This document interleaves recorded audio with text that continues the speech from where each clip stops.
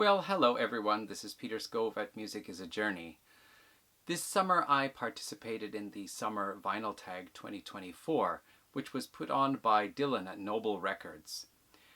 Previously I participated in the 2024 Vinyl Tag, and that was started by Rob Walker, and I found that viewing other people's contributions to the vinyl tags, they were very different. The first one by Rob Walker was mostly people that I'm fairly familiar with in the vinyl community who are collecting albums by their favorite artists and showing those albums on their channels. However, Dylan is more of a collector, music lover, but as well as a collection buyer and seller.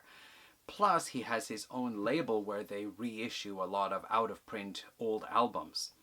So I found that a lot of the people who participated in the summer vinyl tag were also people who had a different approach to collecting albums than what I was used to seeing in the vinyl community. There were some people, they would go out and buy collections from hundreds to even thousands of albums. They would buy the whole collection, then go through and find out what stuff was valuable, what stuff they wanted to keep, what they wanted to try to resell, and what other items they might simply want to resell just for a lower price. But I also found there were some people who were very serious about collecting specific things. For example, there was one fella who had 30 of the 40 vinyl editions of Pink Floyd's Dark Side of the Moon. According to him, Dark Side of the Moon has been issued on vinyl 40 times, and he has 30 of those issues. That's pretty remarkable, actually. It kind of reminded me of Tim Derlington, who has a channel where he talks about various releases, of course, but I watched one of his videos once where he was talking about a particular album by April Wine, and he had 17 different cassette versions of that, and he was trying to collect all the cassette versions. He even had one from Argentina and another from Korea, which is pretty amazing. Well, in my case, I'm also a collector, but my aims and goals are a little bit different from those people. Probably what I'm after is a little bit more what most people are after. We just want to have the albums in the collections that we want, and if you're really into a particular artist, perhaps you just want to have all of the albums of that artist. So that's my approach to things, and it happens sometimes that I really get into an artist so much that I do want to have all of their studio recordings. And of course that first of all means acquiring all of their regular studio albums as well as any EPs that come out. However, there have also been times where there are additional studio recordings that appear on as bonus tracks on live albums or as bonus tracks on compilation albums and sometimes in other places. So I thought what I would do today is talk about 5 bands where I went beyond collecting the entire studio discography and sought out where I could get some of those additional tracks. And the first band I'm going to talk about is April Wine. Last year, I got the last of the April Wine studio albums I was missing. Those were the early 90s releases, Attitude and Frigate, as well as the final initial run release, which actually included just Miles Goodwin and Brian Greenway for that Walking Through Fire album they did in 1985 with only those 2 members of the band, and the rest were session musicians. So by then I had all of the regular studio recordings. However, I was aware that April Wine had some additional studio recordings that they had not officially released on their albums, and the first place that I found some were on this compilation, Over 60 Minutes with April Wine, The First Decade. Now, who released this? Q2. Capitol. These were Capitol releases, I guess. I heard there was apparently a series like this, Over 60 Minutes with different bands. So this includes stuff from, I guess, the first decade of April Wine, but in particular there were 4 tracks on this album, and let's see here. They are track 9, Loving You, track 10, Baby It's You, track 11, Somebody Like You, and track 12, Am I in Love? These 4 songs were recorded during the Forever For Now recording sessions, which originally was supposed to be a Miles Goodwin solo album, but the label said, we don't want you to put out a solo album now, April Wine is hot, make it an April Wine album. And so it stands out as being a bit of an unusual album in April Wine's discography, because the style of the music on that album is quite different mostly from what they usually do. And these 4 tracks as well fall into that. They are different from what April Wine normally does. And I can't say that I really like all of them. However, I will say that Was It Now Baby It's You, and one other one. There's one that is actually quite a grooving latter half of the 70s rock track, and there's another one which is actually a very pretty ballad. Miles Goodwin was always good at writing very pretty and sweet ballads. The other 2 tracks are kind of okay in my opinion, but you know, there are people out there who really like the For Never For Now album, and as far as an album of songs goes, I also think it's pretty good, but as an April Wine album, it always strikes me as being not what I'm looking for when I want to listen to April Wine. And that's the same with these 4 songs as well. Nevertheless, I do enjoy 2 of them, and the other 2 are alright. So that's 4 of the songs from April Wine that don't appear on their regular studio releases. Now, there was one other album they released that also included some previously unreleased studio material, and that is the Greatest Hits Live 2003, which is this also? This is Sweden Rock, it says. Is that the label? Sweden Rock. Anyway, there are 2 bonus tracks on here. That's Who I Am, This Is What I Do, which is a typical 12-bar blues rock track that you would expect from April Wine, talking about I'm a rock and roller, which they, did many times. They wrote songs about that subject matter. The other one is called Strong Silent Type, which is an April Wine ballad, and I really like this song. In fact, it was for that song that I decided to buy the album. You will hear me say this from time to time, but I am not a huge fan of live albums. I typically don't buy them unless for some reason I need to get that one in particular. And in this case here, I bought this live album because I wanted those 2 previously unreleased studio tracks. Now, it was actually Tim Derlington who said that he knows April Wine has some other studio tracks that they have not released. The April Wine box set, 4-album box set that came out several years ago, would have been a good opportunity to add some of those tracks in there, but according to Tim Derlington, they did not add any. So that made it pretty quick and easy for me to complete the April Wine studio discography, having all of the albums as well as the bonus tracks from these 2 albums. The next band, again, also maybe a little bit more complicated, but still didn't take me too long. This is Styx. I got into Styx, I think it was around 2018, 2019, and then I went hog wild and acquired the entire studio discography, with the exception of the covers album, The Big Bang Theory. I actually picked that one up maybe a year ago, and the only reason why I did was because somebody was mentioning after the mission that the last studio album up until then was The Big Bang Theory, and it just kept bugging me that I didn't have that album, even though I knew I wouldn't really care for it, so I bought it anyway. And it's true, I'm not a big fan of cover albums. I don't mind cover songs, but entire cover albums don't really thrill me, and that one doesn't either. So anyway, I did have then all these studio albums of Styx, but there were more studio song releases that I was interested in getting a hold of. And so first I got the Best of Times, the Best of Styx, because how many was it now?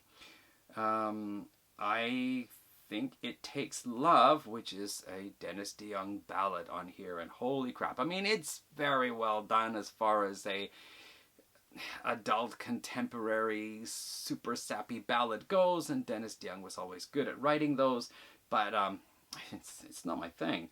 But Little Susie, which is a song with Tommy Shaw, that one's actually a pretty good rockin' tune. This also includes the 1995 re-recording of the song Lady, because Lady was originally released on the Wooden Nickel label, and the band could not get the rights to include that version of the song on this compilation, so they had to re-record it. Now, another album that came out with some new Styx material is the double live album Return to Paradise. Again, I wouldn't have bought this if it were not for the studio albums, although I will say that this is a very good live recording. And It's Styx getting back together with the classic late 70s, early 80s lineup. And they do sound really enthusiastic about playing together.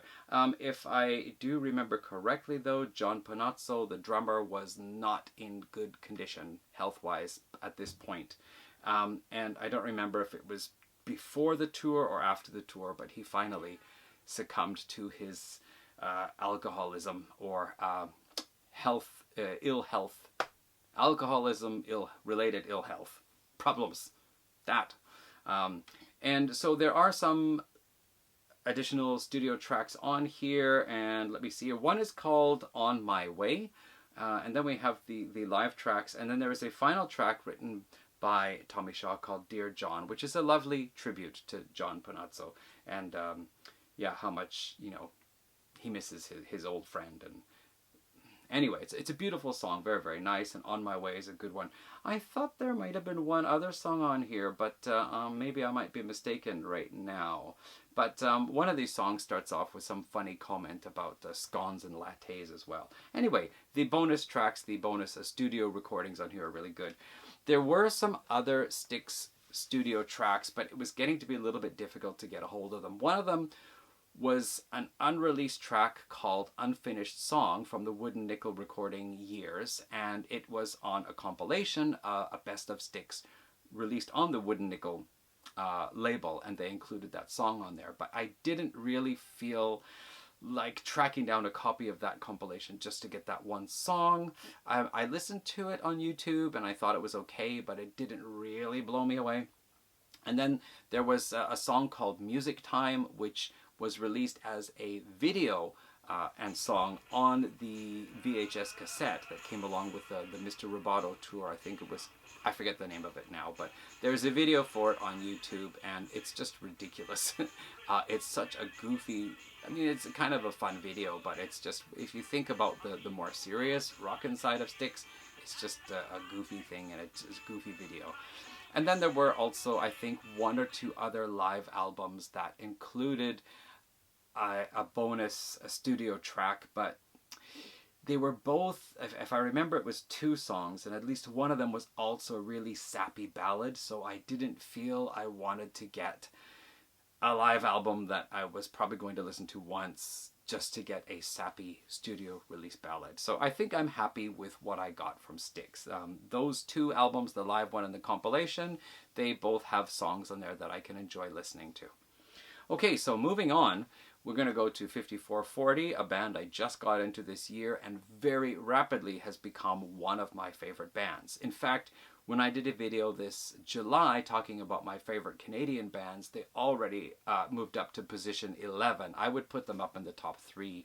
It's hard to say because there's Rush, there's Sloan, there's Voivod, and it's hard to say who 5440 would knock out of there. So it might just be those 4 now. But anyway, after getting the entire studio discography, I tracked down a compilation that came out on the Warner Reprise label, and this one included 2 previously unreleased studio tracks. One called Sweeter Things, which went back to 1984, and then one called Don Quixote, which went back to the 1988, 89 recording sessions for the Fight for Love album. So I got those 2 songs on that one.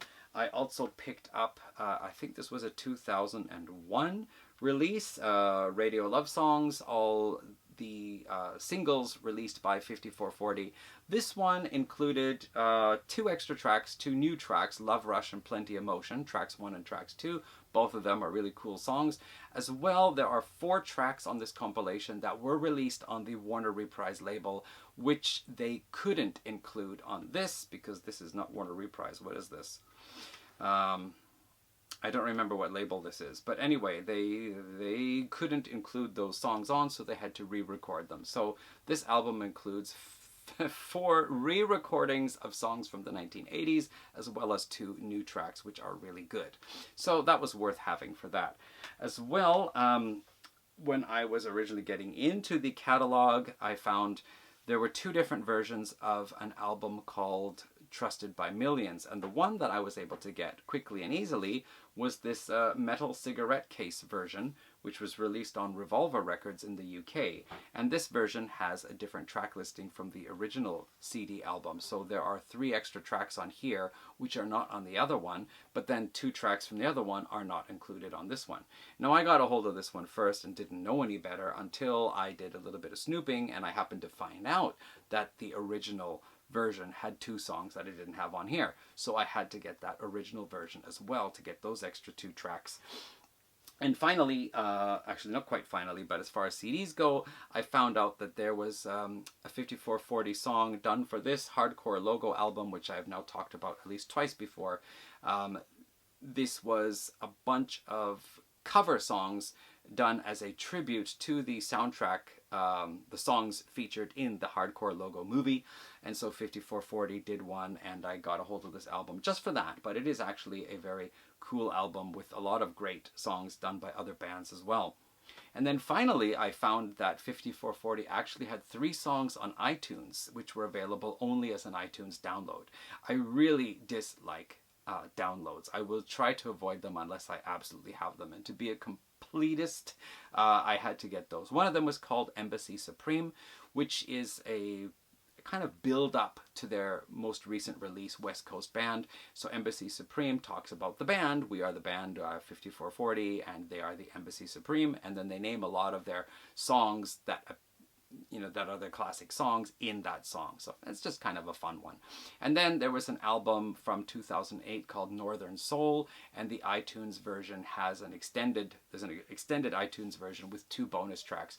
And I think this was something that iTunes was doing back around the time when bands released albums. They were often asked to add some additional recordings on for the iTunes version. I know that happened with Sloan with Never Hear the End of It, a 30-song double album, and for the iTunes release they were asked to put on 2 extra songs. So one member, Patrick Pentland, got some of the drum track recordings, went into the studio by himself, recorded his guitar, bass, did a little bit of keyboard and his vocals, and he added 2 bonus tracks onto that.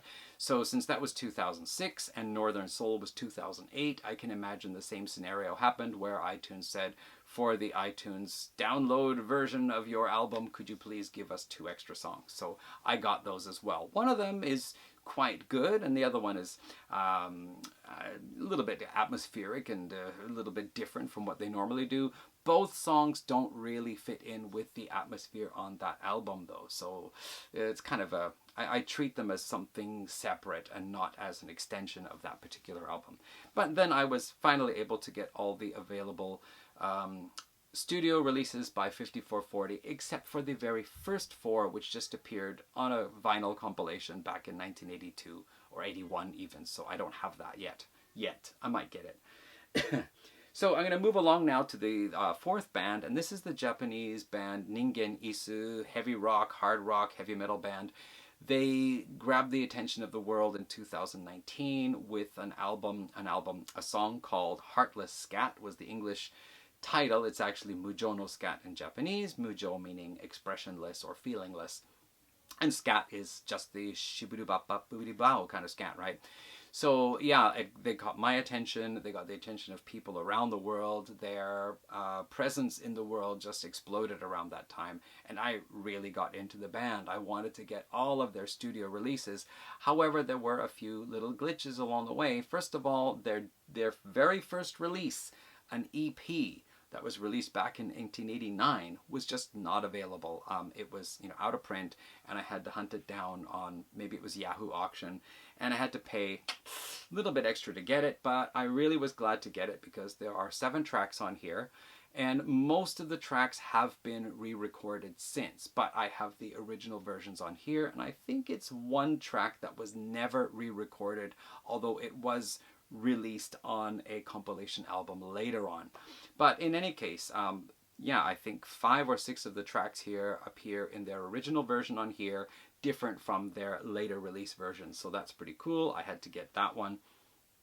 I was able to get most of their albums at the time, except there were 3 indie releases, which were, again, out of print and only available by tracking them down online somewhere. And they were a little bit expensive to get a hold of, especially one. I had to actually consult with friends to see if it was actually worth spending that much money on a CD, because it just seemed ridiculous. However, at that point, it was the only album I didn't have, and I ended up buying it. And of course, there have been reissues since, but it was probably a year and a half later before those albums were finally reissued, and I wasn't going to wait.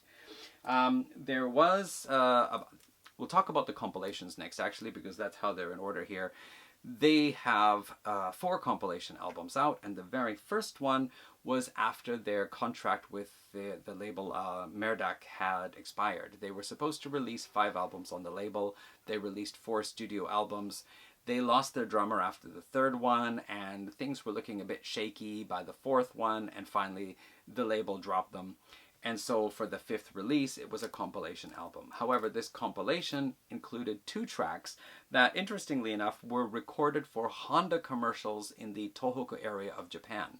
So they were never released as singles, as far as I know, not even as B-sides, but they appear on this compilation here. As well, one of the songs from the EP actually was re-recorded and released as a B-side, and was only available as a B-side up until it was released on this album here.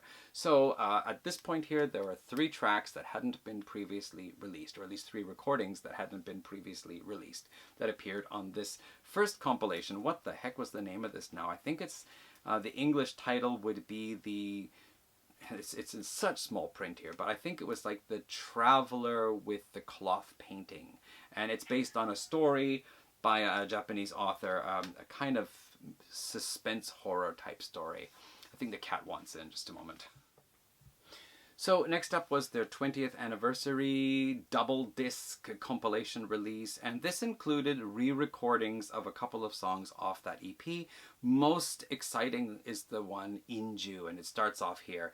The original Inju version is it's really great. I mean, it has a wonderful riff, and it's a really cool song. Starts off with Suzuki Kenichi singing, and then switches to a faster part with Wajima Shinji singing, and then goes back to the slower heavy part. And then both vocalists come in and do various growls and shouts and whatever. So the re-recording on this album is much heavier and really, really cool. As well, there were a couple of other tracks, plus a track that had the final track on here. I don't remember how to read it now, but it's not released on any other, it's just on this compilation only.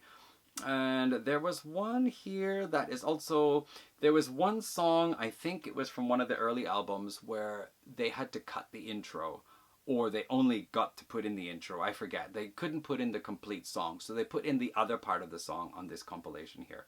So you can actually hear that track in 2 parts, whatever.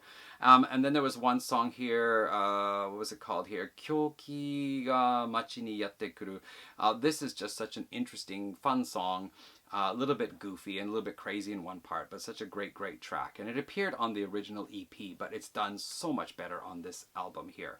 So yeah, we're looking at least 4 tracks on here. 3 of them, 2 of them actual re-recordings, 1 the part that you didn't get to hear before, re-recorded, and 1 brand new track or previously unreleased track. And again, moving to the 25th anniversary double disc, there was again at least 2 tracks on here. Now I don't remember what they are, but at least 2 tracks on here that were previously unreleased. And then finally on the 30th anniversary disc, there were 2 new songs, as well as 1 song. What the heck was it called? That was a really famous one. Inochi Urimasu, which was released as a single in 2018, digital download only, but then became included on this disc here. So there were 3 tracks on here that are not available on any of the other tracks. So there are some songs that are on all 4 compilations and on the original release. So some songs I actually have 5 times now. Thanks.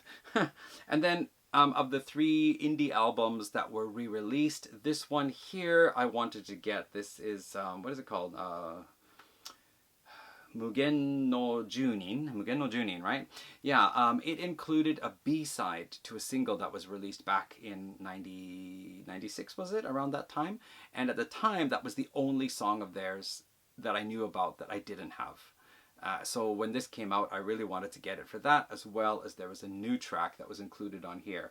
So the other two that were re-released, there weren't any bonus tracks on there, so I didn't get them. But as far as I know, I have the entire studio release catalog of Ningen Isu for now. As well, I have the 2 live albums back here because I just had to get all of their stuff. Now, the band that holds the record for the most extra material outside of the studio catalog is Garnet Crow. They only ever released 10 albums during their career. They started with an EP, which was released just shortly after I arrived in Japan back in 1999. So right from the very beginning, I picked up on this band, and they actually started out as what was called a neo-folk band, because there was a lot of acoustic guitar, piano, some cello, I think some other acoustic instrument in here as well. So a kind of quasi-acoustic folk, what do they call it? A neo-folk band, right? So kind of quasi-rock folk outfit, bit popish as well.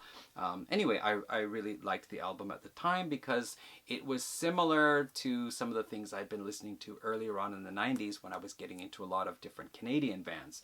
So I felt this was very different from what I was hearing in Japanese pop. However, they did actually change over to a pop band. Now, the interesting thing about Garnet Crow was that leading up to each album's release, they would release 3 or 4 singles. And the singles would typically come with a song that was going to be on the upcoming album, as well as a bonus, a B-side. And then there was usually one more track, which was the main song, the single, without the vocals, so that you can, you know, do a karaoke version and sing along by yourself. So in the beginning, I wasn't buying them so much, but later on, when I really started to get into the band more and more, I began to track down all of their original singles because I wanted to get those B-sides. Now, originally also, it was just the single, the B-side, and the karaoke version. But later on, they started releasing singles that had 2 B-sides. So that made it a little bit more worthwhile. We're talking about, I think, basically it was 4 singles released prior to each album. There were also some cases where there were alternate versions or remixes of some of the songs that were included. And, you know, with Garnet Crow, they are a pop rock band. I felt when I got back into them again a couple of years ago, I was away from them for probably about 12 years and not really listening to them so much. I actually even thought at one point, they're just a pop band. I don't really need to have them in my collection, especially when I was getting into prog rock and getting into prog metal. I felt Garnet Crow didn't really have a place in my collection anymore until I listened to them again, and suddenly I realized, hey, this is a pop rock band, but occasionally they do have a bit of that kind of progressive approach to their music, and that just really intrigued me. Of course, they have a lot of songs which are more or less straight up pop, like very typical pop songs. This one's rather thick. There are, in fact, there are 2 extra B-sides on here. Yeah, but they venture into a lot of different areas, and they just have something about them that really appeals to me. So I'm going through all of the singles here. Now, I actually don't have all of the singles. And here's the thing. When I got back into the band, I went back to their catalog. I realized there were 3 albums that had been released that I didn't have, as well, of course, there were singles that had been released that I didn't have. And it was actually possible to, do I need to show all of these? It was actually possible to go back and buy all of, what the heck is a postcard? To go back and buy all of these singles. However, they were about 1,000 yen each for a single, which is about 1/3 of the cost of buying a full album. And I found out, we're almost there now. Let's see, we're almost there. I think this one also has Doing All Right, Nora, orchestra vocal version. Yeah. So 2 different versions of that song, Nora.